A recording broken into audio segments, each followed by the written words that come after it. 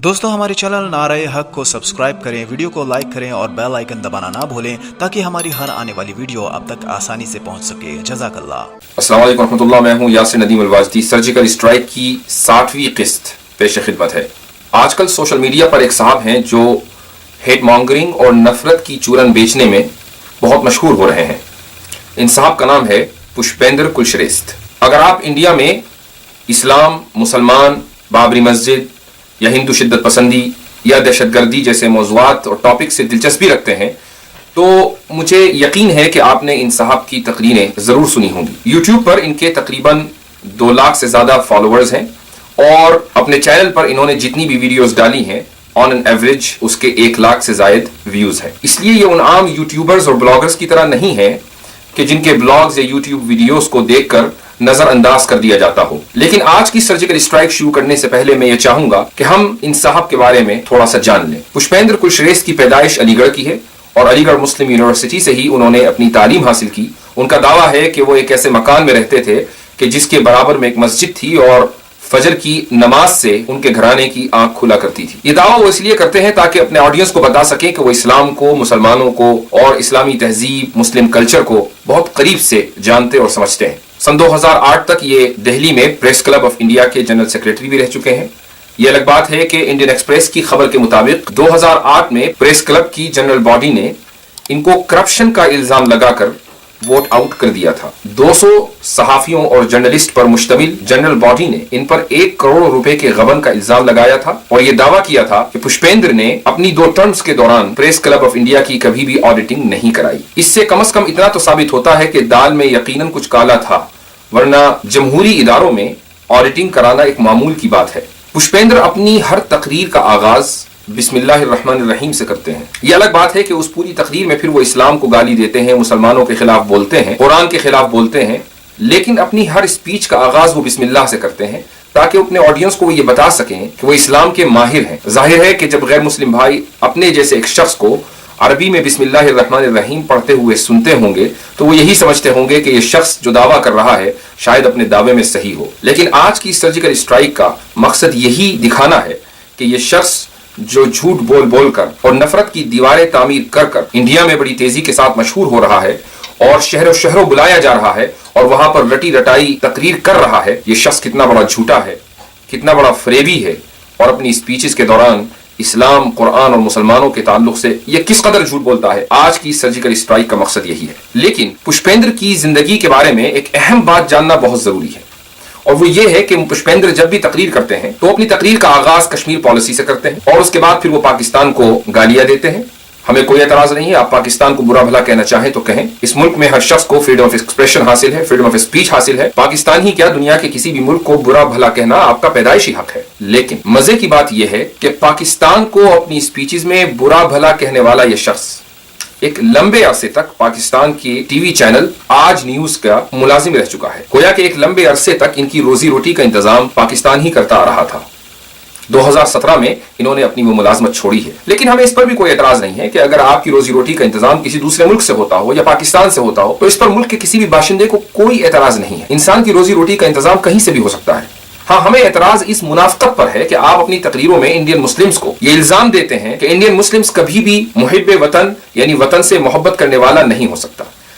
ये कान खोल कर सुन लीजिए कि इंडियन मुस्लिम्स इंडिया ही में रहते हुए आए हैं, इंडिया ही में रहते रहेंगे, वो इंडिया ही में काम करते हैं, वहीं कमाते हैं, वहीं टैक्स देते हैं। वो आपकी तरह अपनी रोजी रोटी का इंतजाम उन मुल्कों से नहीं करते जिन मुल्कों के खिलाफ गालियां देकर उनकी दुकान चला करती हो। यूट्यूब पर आपको पुष्पेंद्र कुलश्रेष्ठ की बहुत सारी तकरीरें मिल जाएंगी, लेकिन उनकी तकरीरों में खास बात यह है कि उन्होंने तोते की तरह एक 1.5 घंटे लंबी तकरीर रटी हुई है। जहां मौका मिलता है वो 1.5 घंटे की तकरीर करते हैं और जहां मौका मिलता है वो उस तकरीर को शॉर्ट कर देते हैं।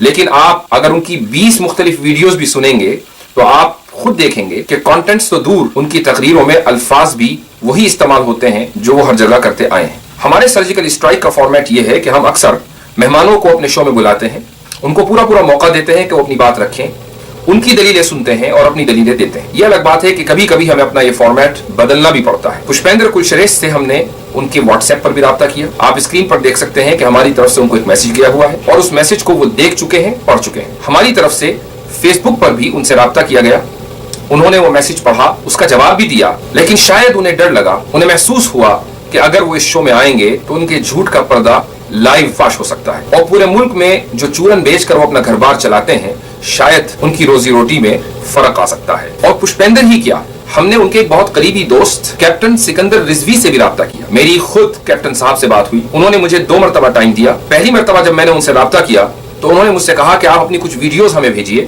میں نے اپنی 2 ویڈیوز ان کو بھیجی اور اس کے بعد پھر انہوں نے فون اٹھانا بند کر دیا. 1-2 ہفتے رکنے کے بعد میں نے پھر ان سے رابطہ کیا. اس مرتبہ ان سے بات ہوئی اور میں نے ان سے اس شو میں آنے کی ریکویسٹ کی. انہوں نے پرومس کیا, ٹائم سیٹ ہوا اور اس کے بعد یہ صاحب پھر غائب ہو گئے. ہمارے آڈینس کے لیے یہ جاننا ضروری ہے کہ کیپٹن سکندر رضوی بھی پشپیندر کے چینل پر آتے ہیں اور ان کے پروگراموں میں اسپیچ دیتے ہیں, تقریریں کرتے ہیں, اور ایک تقریر میں انہوں نے مسلمانوں کو کھلا چیلنج دیا ہے کہ کوئی بھی آ کر ان سے ڈیبیٹ کر لے.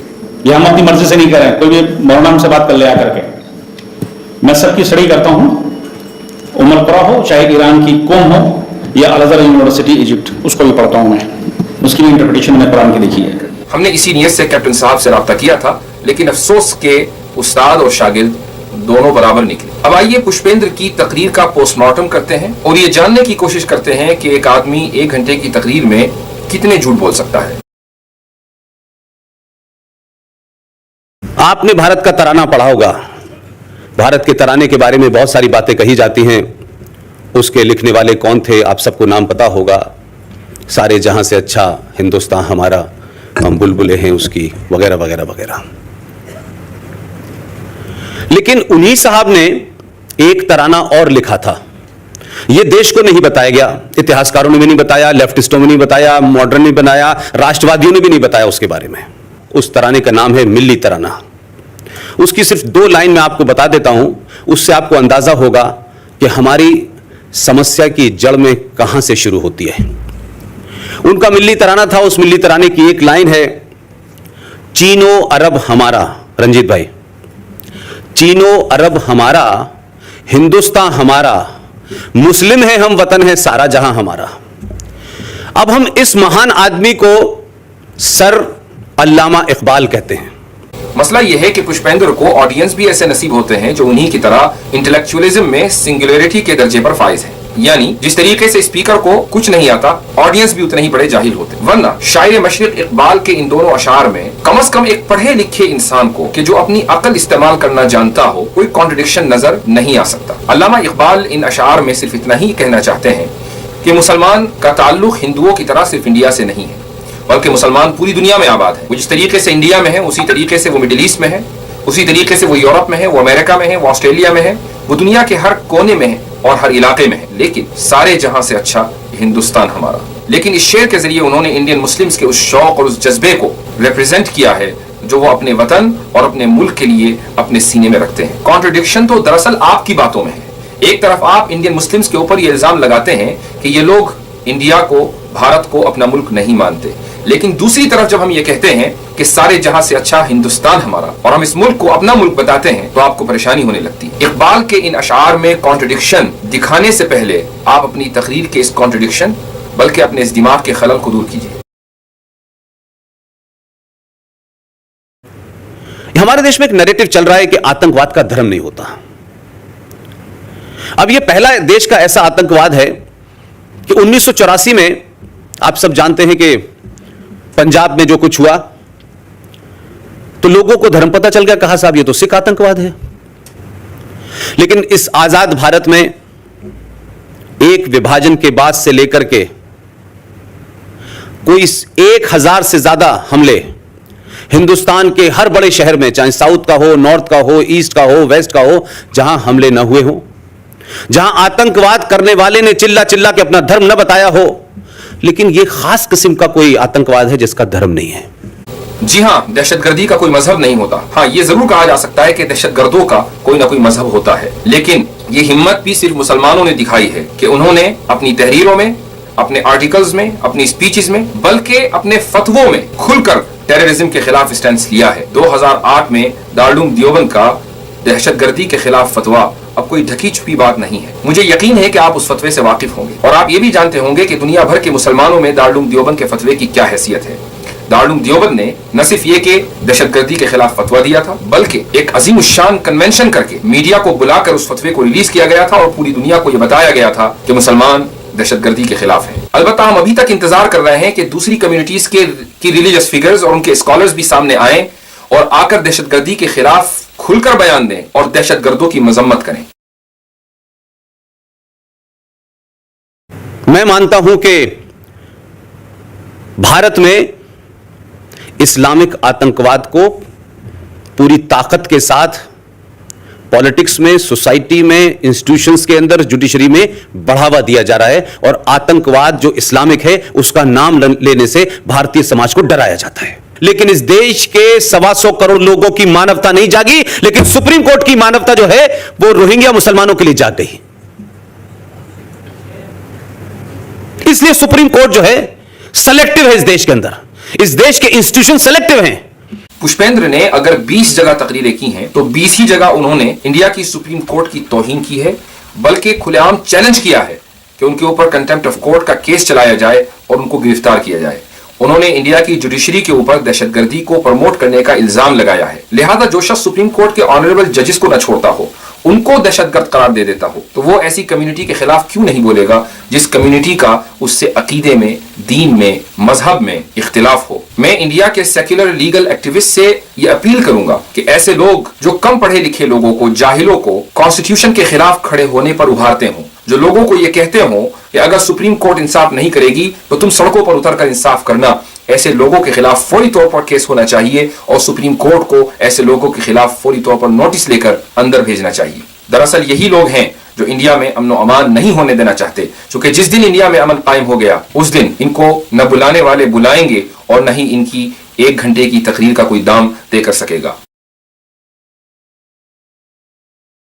कहा जाता है गंगा जमुना तहजीब, हम भाई भाई हैं, हमारे बीच में भाईचारा है। तो ये भाईचारा और ये भाई भाई, ये गंगा जमुना तहजीब मैं इसलिए नहीं समझ पाता कि मेरा जन्म जहां हुआ है वहां मेजॉरिटी मुसलमानों की थी, मैं तो एक आदि परिवार था, तो मुझे वहां भी भाईचारा नजर नहीं आया, मुझे वहां भी गंगा जमुना तहजीब नजर नहीं आई। पुष्पेंद्र का दावा यह है कि अलीगढ़ मुस्लिम यूनिवर्सिटी में इसको गंगा जमुना तहजीब नजर नहीं आई। इन साहब को अलीगढ़ में हिंदू मुस्लिम यकजहती क्यों नहीं नजर आई, उसका जवाब तो ये खुद देंगे। ये भी हो सकता है कि इन्होंने अपनी अकल के ऊपर पट्टी बांध रखी हो, लेकिन मैं आपको अलीगढ़ मुस्लिम यूनिवर्सिटी के कुछ हिंदू स्टूडेंट्स की एक वीडियो दिखाना चाहता हूं, जिससे आपको ये पता चलेगा कि अलीगढ़ मुस्लिम यूनिवर्सिटी का माहौल कैसा है। और उन्होंने यहाँ तक कहा है कि यहाँ पे मिसबिहेवियर मिसकंडक्ट किया जा रहा है हिंदू स्टूडेंट के साथ, और साथ ही साथ में फिजिकल असॉल्ट भी हो रहा है, जो कि से बेबुनियाद है, बिल्कुल फॉल्स स्टेटमेंट है। मैं एवा वार्श ने इस स्टेटमेंट को क्रिटिकली कंडेम करती हूँ because this is totally false. मैं निशांत भारद्वाज अलीगढ़ मुस्लिम यूनिवर्सिटी में पॉलिटिकल साइंस ग्रेजुएशन का स्टूडेंट हूँ। मुझे अभी कुछ वक्त पहले पता चला कि एक साहब ने मीडिया में ये बयान दिया है कि अलीगढ़ मुस्लिम यूनिवर्सिटी के नॉन मुस्लिम स्टूडेंट्स को हॉस्टल से बाहर निकाला जा रहा है, उन्हें प्रताड़ित किया जा रहा है, उनके आई कार्ड चेक करके उन्हें परेशान किया जा रहा है। लेकिन मैं खुद निशांत भारद्वाज मेरा नाम है और आप लोग देख सकते हैं कि मैं इस वक्त अलीगढ़ मुस्लिम यूनिवर्सिटी के स्टैच्यू हॉल के पास खड़ा हुआ हूँ। तो आप ये बताइए कि अगर ऐसा होता तो क्या आज मैं यहाँ खड़ा होता या इस प्रोटेस्ट का एक हिस्सा होता? ऐसा कुछ भी नहीं है, ये सिर्फ रूमर्स हैं, ये इस मूवमेंट को हल्का करने की साजिशें हैं, ये सिर्फ हमें मैनिपुलेट किया जा रहा है, हमारे बीच कॉन्फ्लिक्ट्स क्रिएट किए जा रहे हैं और इस पूरे मूवमेंट को एक हिंदू और मुस्लिम का कलर दिया जा रहा है। और दूसरी मक्कारी, ये आईएस के झंडे पे क्या लिखा होता है पता है कुछ आप लोगों को? एक काला सा झंडा लेके लोग खड़े होते हैं, उस पे क्या लिखा होता है?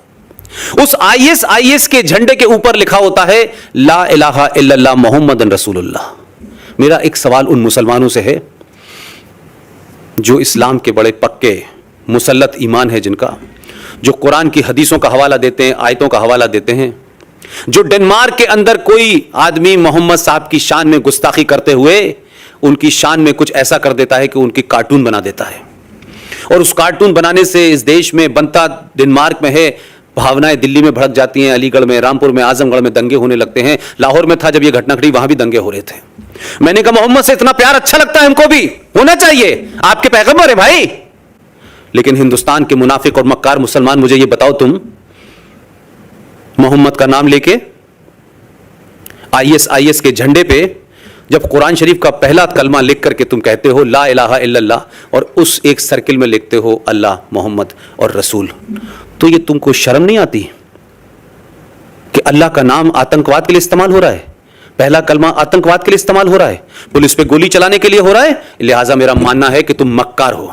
हम दाइश के या दाइश के झंडों के खिलाफ कितना बोलते और लिखते हैं ये बताने की हमें आपको जरूरत नहीं है, लेकिन हम अपने ऑडियंस को एक बात जरूर बताना चाहते हैं कि 2013-14 जब से दाइश का इमरजेंस हुआ था, उस वक्त से मुसलमानों ने अपने इंटेलेक्चुअल फोरम्स पर, अपनी वीडियोस के जरिए, अपने आर्टिकल्स के जरिए जितना आईसिस के खिलाफ बोला है उतना शायद ही किसी कम्युनिटी ने बोला हो। मार्च 2017 को औरंगाबाद शहर में मैं खुद दाइश के इन झंडों के खिलाफ, दाइश की मेंटालिटी और आईसिस की आइडियोलॉजी के खिलाफ एक तकरीर कर चुका हूं। उसी तकरीर की एक छोटी सी क्लिप अपने ऑडियंस की मालूमात के लिए पेश कर रहा हूं। मैं इस हदीस के अल्फाज पढ़ूंगा और तर्जुमा भी करूंगा, आप खुद समझते जाइए कि इशारा किस तरफ है। आपने फरमाया कि इज़ा राईतुमुर रायातिस सूद, कि जब तुम काले झंडे देखोगे, फलजिमुल अर्ज़, तो जमीन को लाजिम पकड़ लेना। क्या मतलब? यानी जहां हो वहीं रहना, वहां जाने की जरूरत नहीं है जहां काले झंडे लहराए जा रहे हैं। अस्माउहुमुल कुना व निस्बतुहुमुल कुरा, उनके नाम कुनियतें होंगी और उनकी निस्बतें बस्तियों की तरफ होंगी। अरबों के अंदर जो तरीका है नाम का वो ये कि पहले नाम होता है, उसके बाद कुनियत होती है और उनकी निस्बत कबीलों की तरफ होती है, इलाके की तरफ नहीं होती। वहां हाशमी होते हैं, तगलिबी होते हैं, कलबी होते हैं, वहां मुत्तलिबी होते हैं, न वहां कोई इराकी होता, न वहां कोई शामी होता और न ही वहां कोई अबू बकर अल बगदादी होता। हालांकि हम मुसलमानों को ये बात भी जहन में रखनी चाहिए कि दाइश का इस्लाम से या मजहब से कोई ताल्लुक इसलिए भी नहीं है कि अमेरिका के मौजूदा सदर डोनाल्ड ट्रंप ने अपनी एक इंतखाबी तकरीर में यह दावा किया था कि अमेरिका के साबिक सदर बराक ओबामा आईसिस के फाउंडर हैं। ISIS is honoring President Obama. He is the founder of ISIS. He's the founder of ISIS. Okay? He's the founder. He founded ISIS. जब अमेरिका की मेन स्ट्रीम मीडिया ने Donald Trump पर तनकीद की, उनको criticise किया कि वो साबिक सदर पर ऐसा इल्जाम कैसे लगा सकते हैं, तो डोनाल्ड ट्रंप ने ट्वीट करके ये कहा कि जब मैंने ओबामा को आईसिस का फाउंडर कहा था तो मैंने गलत नहीं कहा था, आई लिटरली मेंट इट। तो जब अमेरिका का सदर खुद इस बात को कंफर्म कर रहा है कि उसके मुल्क के फॉर्मर प्रेसिडेंट ने ही आईसिस को क्रिएट किया है, तो फिर आप मुसलमानों से ये उम्मीद क्यों करते हैं कि मुसलमान खड़े हों और आईसिस की मजम्मत करें, उसको कंडेम करें? इस हमले के बाद नॉर्थ इंडिया के अखबार इधर कितने आते नहीं आते, कोई शहर ऐसा नहीं था उत्तर प्रदेश का, बिहार का, जहां लोगों ने कमेंट करने, लिखने, मैसेज करने में तमाम भारतीय सेना को गाली न दी हो। यूपी का कोई शहर ऐसा नहीं था जहां के मुसलमानों ने भारतीय सेना के साथ हमदर्दी का इजहार न किया हो। और सिर्फ आम मुसलमानों ही ने नहीं, बल्कि मुस्लिम इदारों ने, मदरसों ने और इन मदरसों के जिम्मेदारान ने प्रेस रिलीज जारी करके पुलवामा अटैक की मजम्मत की और मुल्क में अमन अमान कायम करने पर जोर दिया। आप अपने इस दावे में अगर सच्चे हैं तो आपको फौरी तौर पर पुलिस में कंप्लेन करनी चाहिए थी कि फला फला लोगों ने फला फला शहरों से इंडियन आर्मी को क्रिटिसाइज किया है और पुलवामा अटैक को सेलिब्रेट किया है, ताकि उनके खिलाफ कोई कानूनी कार्रवाई होती। यकीनन एक दो वाकयात ऐसे जरूर हुए हैं, लेकिन यह कहना कि यूपी के हर शहर से इंडियन आर्मी के खिलाफ हुए इस हमले को सेलिब्रेट किया गया है, सरासर झूठ, फरेब और मक्कारी है। ये टेलीविजन के ऊपर रहमानी, सलमानी, शैतानी, छोटे भाई का पजामा, बड़े भाई का कुर्ता पहन के अजीब अजीब वेशभूषा में लोग आते हैं, क्या क्या बकवास करते हैं। एक कहता है बाबर ने भारत को सभ्यता दी है, दूसरा कहता है कि औरंगजेब रब्बुल आलमीन था। औरंगजेब रब्बुल आलमीन था। मुझे यकीन है कि मेरी इस वीडियो को देखने वाले जितने भी मुसलमान हैं, अगर वो इस्लाम की बुनियादी तालीम से भी वाकफियत न रखते हों, तब भी वो इतना तो जानते ही हैं कि मुसलमान सिर्फ अल्लाह ताला को रब्बुल आलमीन कहते हैं, यानी तमाम जहानों का पालने वाला। औरंगजेब आलमगीर को कभी भी किसी भी मुसलमान ने, जाहिल तो जाहिल बल्कि दुनिया के सबसे कम पढ़े लिखे मुसलमान ने भी रब्बुल आलमीन का खिताब नहीं दिया। इससे हमारे हिंदू भाई ये अंदाजा लगा सकते हैं कि इस्लाम के बारे में इस शख्स की मालूमात कितनी शैलो है, इस्लाम के बारे में ये किस कदर सतही इल्म रखता है। और बिस्मिल्लाहिर्रहमानिर्रहीम के जरिए अपनी तकरीर का आगाज करके, अपनी तकरीर की शुरुआत करके वो लोगों को ये फॉल्स इंप्रेशन देता है कि वो इस्लाम का एक बहुत बड़ा जानकार है, बहुत बड़ा एक्सपर्ट है, लेकिन अपनी उसी तकरीर में वो मुसलमानों के खिलाफ ये मज़हका खेज दावा भी करता है कि मुसलमानों में बहुत से लोग औरंगजेब को रब्बुल आलमीन कहते हैं, हालांकि रब्बुल आलमीन सिर्फ अल्लाह ताला को कहा जाता है। लेकिन वो जो आपने जिसको बटन दबा के भेजा है उसने एक बड़ा अच्छा काम किया। लोग कह रहे थे देखिए साहब वो सऊदी अरब भी जा रहा है, यहां भी जा रहा है, मंदिर में जा रहा है, मस्जिद में जा रहा है। मक्का के इमाम से एक पर्ची लेके आ गया था वो आदमी। उनसे पूछा कि ये बताइए कि जो मोहम्मद साहब ने मस्जिद बनाई थी वो कहाँ है? तो वो तो तोड़ दी गई, उस मस्जिद का तो कहीं जिक्र नहीं है। और मस्जिद जो है कोई अल्लाह के घर तो हो नहीं सकता, क्योंकि अल्लाह तो आदर्श है। कम्युनिटी सेंटर का कंसेप्ट है कि जब तिजारत होती थी, मोहम्मद साहब की पहली पत्नी बड़ी व्यापारी थी, खतीजा उनका नाम था, उनके यहां से सामान आता था हिंदुस्तान, 6 महीने बाद वापस जाता था। तो उस जमाने पे लोग ऊंटों पे सवारी करते थे, जाते थे, एक बड़ा सा कम्युनिटी हॉल था, वहां लोग सो जाते थे, नहाते थे, धोते थे और उठ के वहीं नमाज पढ़ लेते थे। तो वो कम्युनिटी सेंटर होता था, कोई अल्लाह का घर, कोई पवित्र जगह, कोई ऐसी जगह कि जो कहीं तोड़ दी जाएगी तो उस पर बवाल मच जाएगा, ये नहीं था। जो हमारे साहब जब वहां गए तो मक्का के उससे 2 पर्ची लिखवा के लाए कि भाई ये बताइए क्या है। वो उन्होंने जाके अपने आदमी के थ्रू, जहां से सरकार के थ्रू उन्होंने पहुंचा दी दीपक मिश्रा के पास। तो जो मुसलमान जब गए थे बहुत चिल्ला चिल्ला के, कैसे आप कह सकते हैं साहब की मस्जिद अल्लाह का घर नहीं है, कुरान में लिखा है और इसमें लिखा है, फलाना लिखा है, खूब चिल्लाया। दीपक मिश्रा ने पर्ची निकाली और दिखा के बताओ, मक्का के बड़े इमाम से ज्यादा बड़े इमाम हो तुम क्या?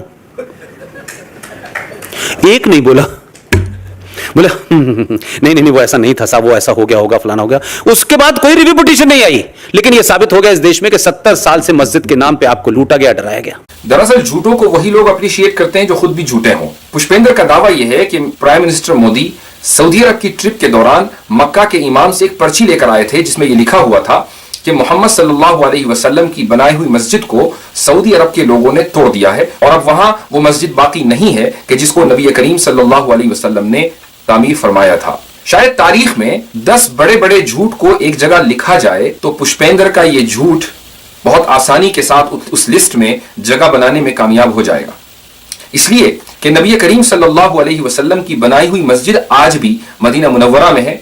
लाखों मुसलमान हिंदुस्तान से हर साल जाते हैं, मस्जिद नबवी में नमाज अदा करते हैं। यह अलग बात है कि वो मस्जिद आज बहुत बड़ी हो चुकी है, चारों तरफ से फैल चुकी है, लेकिन वहां जाने वाला हर मुसलमान जानता है कि नबी करीम सल्लल्लाहु अलैहि वसल्लम के जमाने की जो मस्जिद है वो कहां से कहां तक है। लेकिन पुष्पेंद्र जी का इंटेलेक्चुअल लेवल इतना बढ़ चुका है कि वो रेनोवेशन और डिमोलिशन इन दोनों में कोई फर्क ही नहीं कर पाते। कुरान करीम की सूरह जिन आयत नंबर 28 में ये लिखा हुआ है कि वह अन्नल मसाजिद लिल्लाहि फला तदउ मअल्लाहि अहदा, कि मस्जिदें अल्लाह की हैं, चुनाचे ए लोगों तुम अल्लाह के साथ किसी को शरीक न ठहराओ, तुम अल्लाह के अलावा किसी की इबादत न करो। पुष्पेंद्र एक तरफ यह दावा करते हैं कि वो कुरान करीम के बहुत बड़े माहिर हैं और दूसरी तरफ उनकी जहालत फौरन आश्कारा हो जाती है।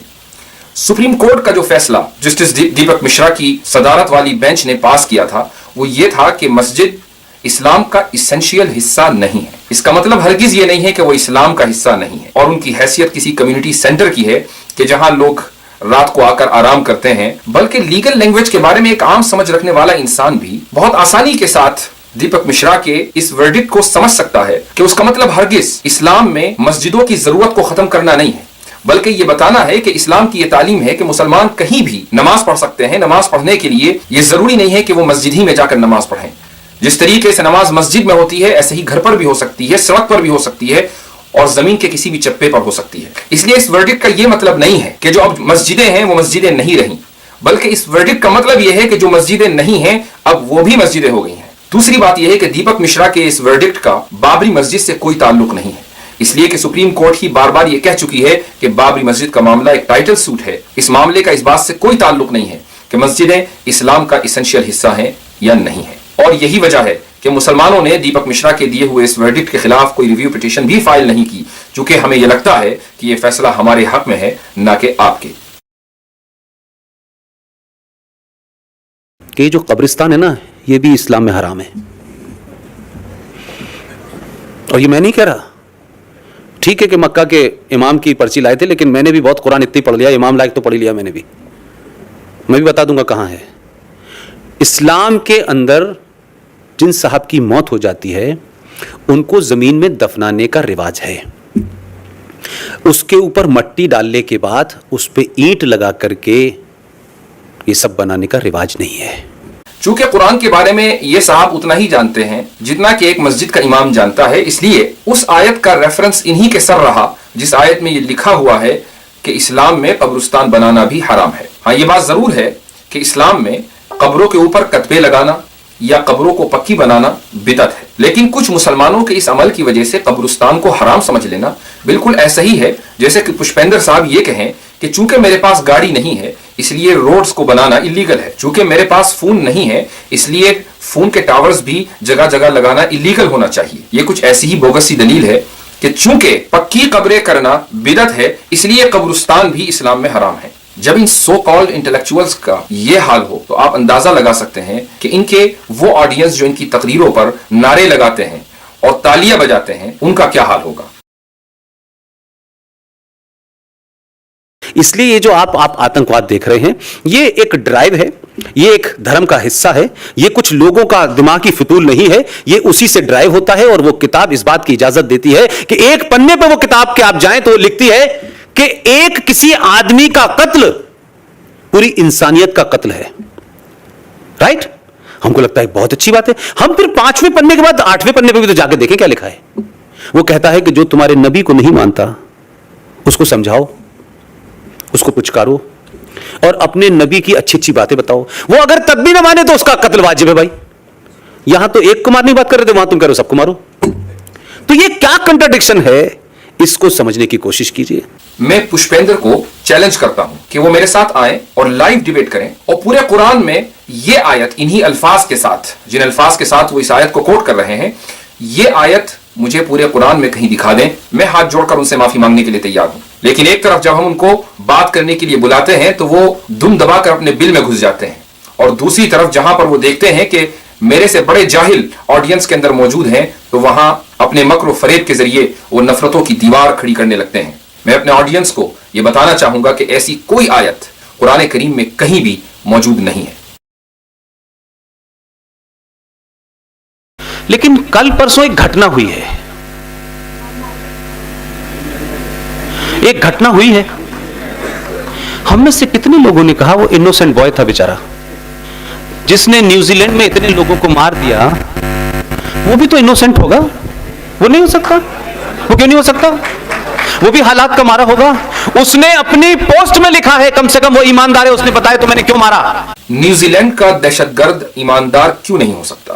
چند دنوں پہلے جب نیوزی لینڈ کی 2 مسجدوں پر ایک دہشت گرد نے حملہ کر کے 50 کے قریب مسلمانوں کو شہید کر دیا تھا تو انڈیا میں سوشل میڈیا پر کچھ متعصب قسم کے لوگوں نے آ کر اس حملے کو خوب سیلیبریٹ کیا تھا اور یہ خواہش کی تھی کہ اس طرح کے حملے جگہ جگہ ہوتے رہیں تاکہ مسلمانوں کو کنٹرول میں کیا جا سکے.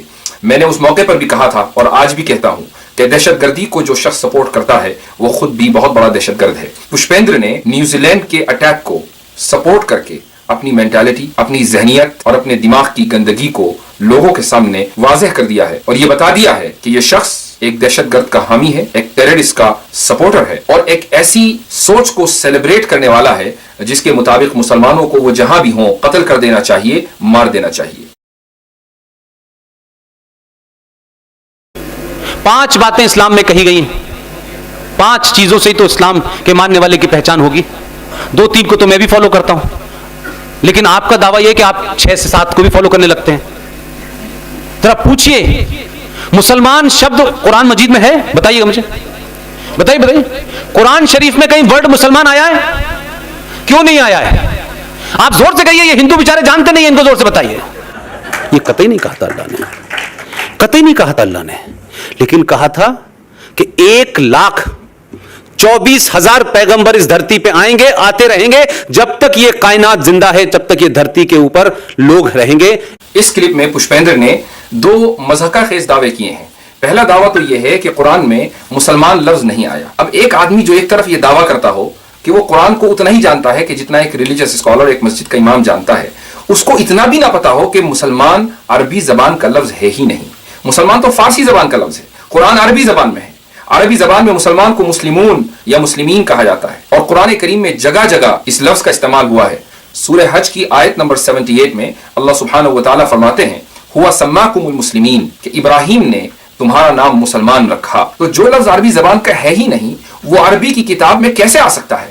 دوسرا مضحکہ خیز دعویٰ اس شخص نے یہ کیا کہ قرآن میں لکھا ہوا ہے کہ 1,24,000 انبیاء آئیں گے. یہ آیت بھی اگر وہ پورے قرآن میں کہیں دکھا دیں تو میں وعدہ کرتا ہوں کہ میں علی الاعلان ایک ویڈیو بنا کر ان سے معذرت کروں گا, ان سے معافی چاہوں گا اور آئندہ کبھی ان کے خلاف نہیں بولوں. لیکن مجھے معلوم ہے کہ صبح قیامت تک وہ قرآن کریم میں ایسی کوئی آیت دکھا نہیں سکتے جس میں یہ لکھا ہو کہ 1,24,000 انبیاء آئیں گے. جی ہاں, یہ الگ بات ہے کہ مسلمانوں کا کچھ حدیثوں کی بنیاد پر یہ ماننا ہے کہ اس دنیا میں 1,24,000 انبیاء آئے ہیں جن میں نبی کریم صلی اللہ علیہ وسلم سب سے آخری نبی ہیں، اور نبی کریم صلی اللہ علیہ وسلم کے بعد کوئی نبی آنے والا نہیں ہے۔ قرآن میں یہ ضرور لکھا ہے کہ نبی کریم صلی اللہ علیہ وسلم آخری نبی ہیں، لیکن یہ کہیں نہیں لکھا کہ نبی کریم صلی اللہ علیہ وسلم کے علاوہ 1,24,000 انبیاء اس دنیا میں بھیجے جانے ہیں، جن میں ایک تعداد پہلے آ چکی اور ایک تعداد آتی رہے گی۔ یہ قرآن کریم کے اوپر سراسر بہتان ہے، جھوٹ ہے۔